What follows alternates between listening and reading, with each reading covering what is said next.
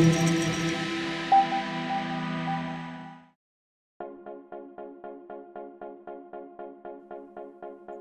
perkenalkan, nama saya adalah Dr. Joko Kurniawan, spesialis anak. Saat ini saya bertugas di Rumah Sakit Mitra Bangsa Pati dan Rumah Sakit Budi Agung Juwana di Jawa Tengah.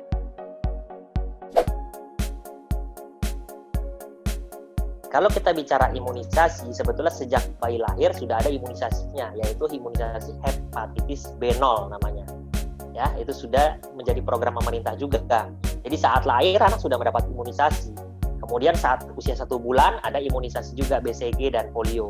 Begitu juga untuk imunisasi selanjutnya, kalau program pemerintah ada di hampir setiap bulan sampai usianya 1 tahun, dan kemudian dilanjutkan ulangan sampai usia 2 tahun. Sementara untuk rekomendasi Ikatan Dokter Anak Indonesia sendiri, imunisasi itu untuk anak sampai usia 18 tahun. Kurang lebih seperti itu. Imunisasi sebetulnya secara umum dibedakan menjadi 2 di Indonesia, ya, yaitu imunisasi yang dikatakan wajib, ya, dan imunisasi yang dikatakan imunisasi tambahan. Bukan berarti imunisasi yang dikatakan tambahan ini tidak lebih penting daripada imunisasi wajib. Tetapi yang dikatakan imunisasi wajib di pemerintah, sehingga dari segi biaya mungkin relatif lebih murah, bahkan gratis, sehingga masyarakat tidak mungkin istilahnya tidak ada alasan lagi untuk tidak memberikan imunisasi, karena dari segi biaya sudah ditanggung pemerintah, makanya dikatakan wajib. Namun di luar itu ada imunisasi tambahan, ya, karena imunisasi tadi cukup banyak sehingga mungkin anggaran pemerintah masih terbatas, sehingga subsidinya baru sebagian, maka ada dikenal imunisasi tambahan yang sebetulnya sangat penting untuk anak-anak kita, sehingga kalau memang orang tuanya mampu, tetap direkomendasikan untuk dilengkapi juga sampai usianya 18 tahun. Kemudian kalau berdasarkan jenis vaksinnya itu ada 2 imunisasi, yaitu imunisasi yang berasal dari vaksin atau imunisasi yang berasal dari virus atau bakteri yang dilemahkan. Contohnya adalah vaksin BCG misalnya dan polio tetes.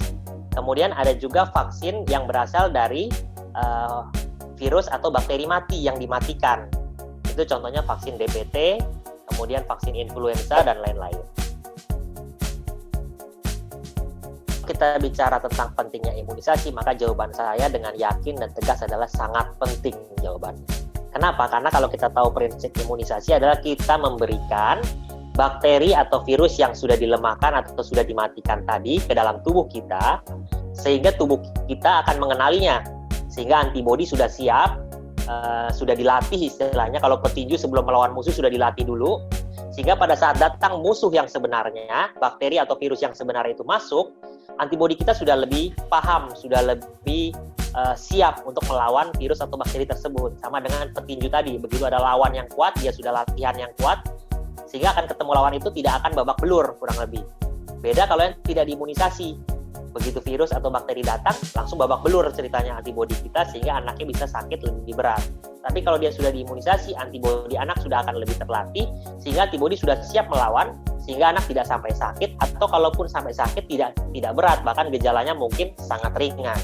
Jadi sangat penting sekali, karena tidak sedikit penyakit yang bisa dicegah dengan imunisasi ini bisa menyebabkan kematian. Kalau kita bicara imunisasi itu tidak ada batasan, kecuali vaksin-vaksin tertentu mungkin ada aturan tersendiri. Tetapi secara umum imunisasi itu bisa diberikan sampai usia berapapun, bahkan sampai imunisasi pada dewasa dan imunisasi pada geriatri atau orang tua.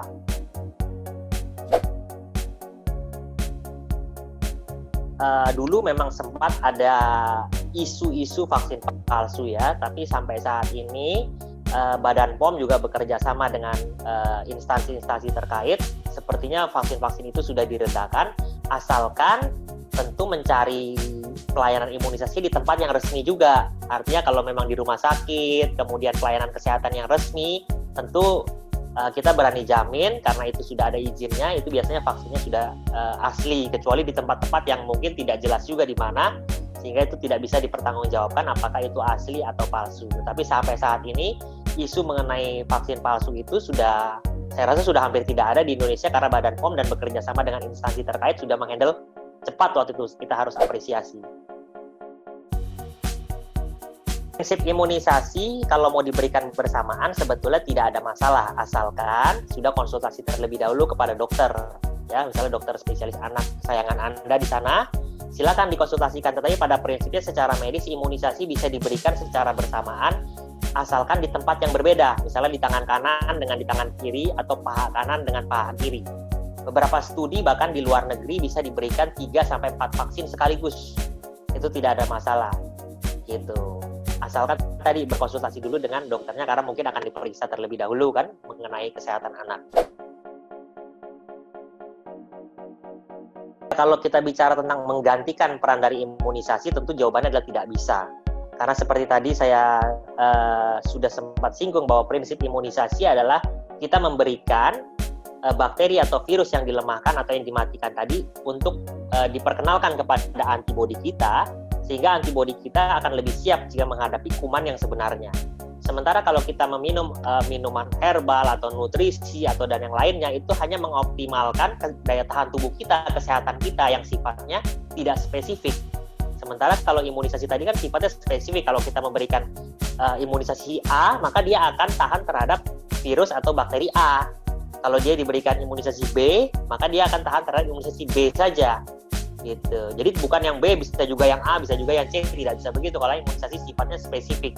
Gitu. Jadi tidak bisa menggantikan.